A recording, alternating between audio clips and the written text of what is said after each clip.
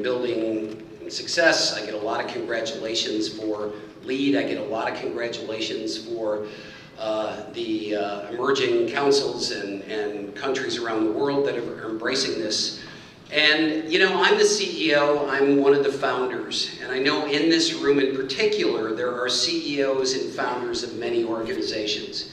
And I know, like me, you are all very fortunate in that the great things that happen in your organization, they're like, yeah, he did it, she did it, that's the leader, that's who gets the credit.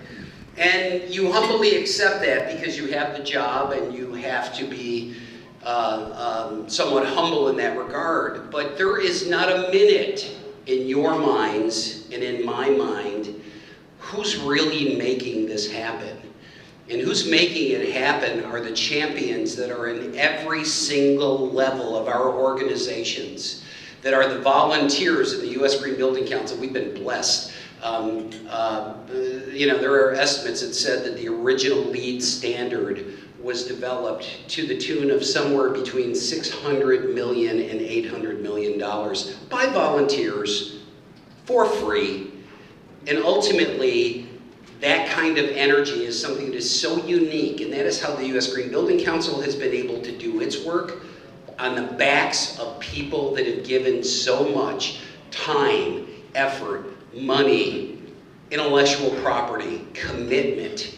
When you know, the world will always, you know, anything that's different, anything that requires change, the world will always try to take it down. And every week, including this week, there's another article, LEED costs too much. You know, LEED is this, LEED is communist, socialism, it's crazy. But the bottom line is, I know all of you, you read it, you see it, you get back to work. And again, that success of the program, that success of the movement is because of all of you and all of the millions of you that are sitting in rooms all across America and all around the world. And it's mind-numbing that I have been fortunate enough to be a part of watching this happen.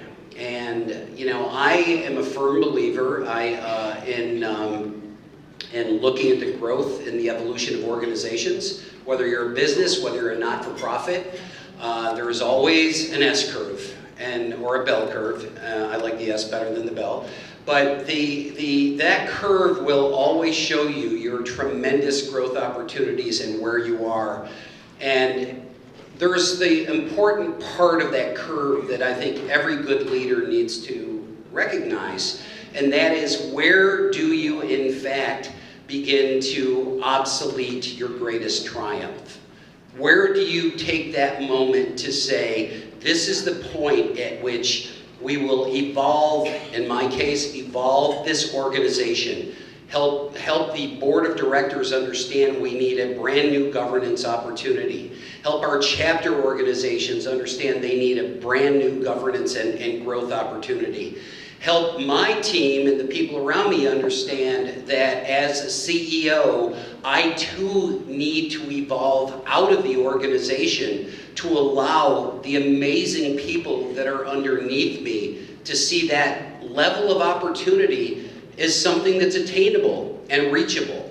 And that's why I'm moving on. I haven't lost any interest in this movement. I haven't lost any interest in the people or any part of it.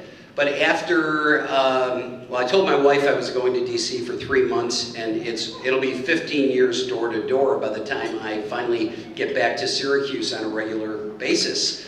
But that time and effort that is given to an organization is what makes us the people we are. This is the work that we do. And God, as Chris said, and congratulations, Chris, again tonight. As Chris said, there is so much more work to do. Climate is real, it's in our face. There is a massive political machine that wants us to not believe it exists, or certainly that we caused it, which is all baloney. And ultimately we did cause it. Ultimately we are smart people. Ultimately we have seen what humans engaged in change can do as a part of United Technologies Carrier Corporation. and the work that John Mandyken, specifically, I'm going to talk about you for a second, did back, and John doesn't look that old, but back in the day when the Montreal Protocol happened, he worked very hard helping to establish that principle for the corporation. Obviously, Carrier's business had a lot of refrigerants, and that was a big part of what we did. But helping be a part of that protocol, the earth came together. They declared we need to do something together, and they did it.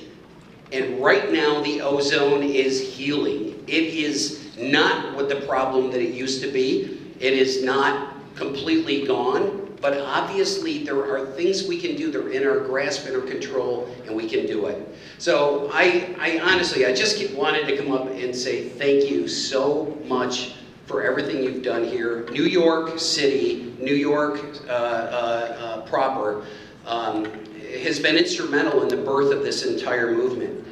Back in the day when David Gottfried, Mike Italiano, and I had a great idea, there were two buildings we could look at. We could look at the Audubon House on 18th Street in Lower Manhattan, and we could go to NRDC's headquarters. And that was it. There was no lead. There was no green build. There was no strategy. But we had great architects and thinkers that decided that they were going to build a better type of building and look at these systems and look what you can do and understand this. And when I look back to those days and I look at the guts that Douglas Durst, the Durst family had for building 4 Times Square, pre-LEED, there was no LEED, and they built a pretty damn good building, which I still wish would go through LEED, existing building, so somewhere along, somebody tell them. But those commitments early on paved the way for many organizations to say, we'll look at that. It paved the way for New York State to say, let's do a tax credit for this. It paved the way for practitioners to say, I want my people to become LEED accredited. I want professionals on my team that can start driving this movement forward. And in doing all of that, this program evolved, and I will say, out of New York City, and very quickly became a policy around the world. And you can all be very proud of the fact that you made that happen. The people in your organizations, the families at home that support you every day for the work that you do, and all of us together tonight celebrating. Thank you so much for everything that you've done and will continue to do, and I appreciate it very much. Russell and the Urban Green Council, congratulations. You guys are doing great work. Thank you.